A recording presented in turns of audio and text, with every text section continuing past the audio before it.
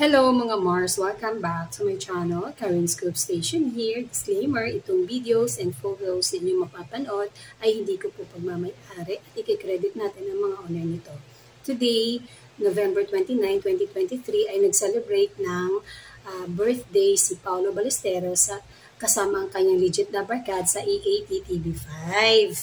And ito po yung celebration nila. Kasabay po niya na nag-celebrate ang kanyang unika iha na si Kira. At dito naman ay nagbigay ng wish si Maine Mendoza para kay Paulo na sana ay magka-jowa na ito bago matapos ang taong 2023. At ito naman ang mga bumate kay Paulo Ballesteros ng mga Hollywood stars. Pero take note, si Paulo po lahat yan, pero ginawa ng AI. Tignan niyo po, lahat ng mga sikat ng mga seniors ay nandiyan po. And actress na yung pinakahuli dyan ay si Julia Roberts. Ang galing talaga mag-makeup ni Paulo Ballesteros. Ayan, no? Kuwang-kuha niya ang mukha ni na Mariah Carey, Beyonce, Ariana Grande, Taylor Swift, Madonna, and yun nga, pinakahuli dyan si Julia Roberts. Ang galing niya mag-makeup. At tuwang-tuwa naman si Paulo. Baka daw maimbitahan nga ito, ay naku, mahirap dahil isang tao lang ang pwedeng makarating dyan kung maimbitahan ito. Ngayon naman mga Mars, may bagong project si Arjo Ataide kasama ang Queen ng drama series, or ano bang title ni Judy Ann Santos? Sorry kung hindi ko alam. Kasama ni Arjo Ataide, sina Judy Ann Santos, and John Arcilla sa bagong episode or bagong kwento ng The Bagman series. Kung napanood nyo ang The Bagman, ako napanood ko po yun. Napakaganda at nanalo nga dyan ng award ang ating Arjo Ataide. Ayun na nga, magsasama. First time po itong mangyari na magsasama ang award-winning stars na yun na, sina Judy Ann and John Arcilla, Arjo Ataide para sa upcoming series ng The Bagman.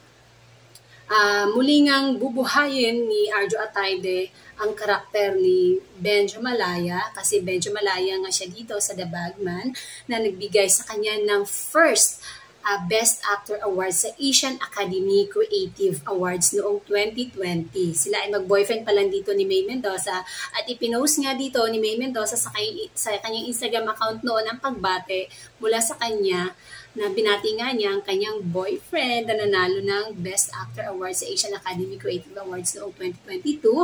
Ito na rin ang muling pagbabalik ni Judy Ann Santos sa Kapamilya.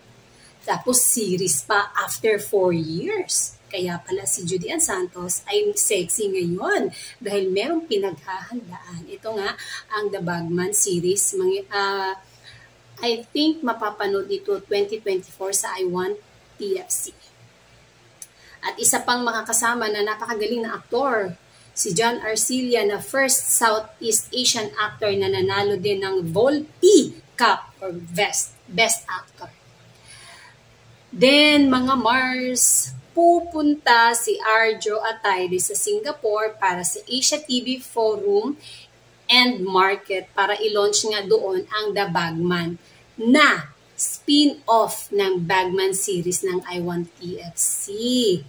At sa December 6 naman mga Mars ay pupunta at magaganap ang Asian Academy Creative Awards 2023 sa Singapore kung saan nominado naman muli si Arjo Ataide for Best Actor para naman sa series na Katleya Killer.